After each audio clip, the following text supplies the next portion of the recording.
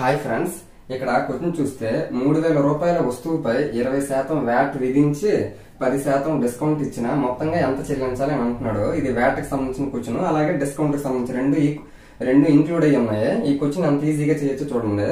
Total గా amount first item ఎంత అంటున్నాడు, వస్తువు 3000 రూపీస్ అంటున్నాడు.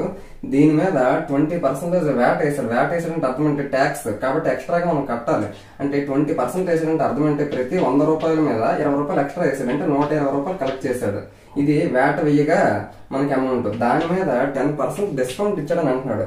మనకి ప్రతి 100 రూపాయల మీద 10% అంటే 10 రూపాయలు డిస్కౌంట్ ఇచ్చాడంటే ఎంతకు అమ్మినట్టు, 90 రూపీస్ కి అమ్మినట్టు కదా. ఆ విధంగా ఈ ఫ్రేమింగ్ తెలిస్తే ఈజీగా 2 zeros క్యాన్సిల్, ఇక్కడ 1 0, ఇక్కడ 1 0, టోటల్ ఈ 2 zeros 12 9s 108, ఇక్కడ 0 1 0 ఇంటూ 3 ఇచ్చేస్తే వస్తుంది. 3 0s 0, 3 8s 24, 2 4, 3 1s 3, అంటే 3240 రూపీస్ అనేది ఫైనల్ గా ఎంత చెల్లించాలి అంటే 3240 రూపీస్ చెల్లించాలి.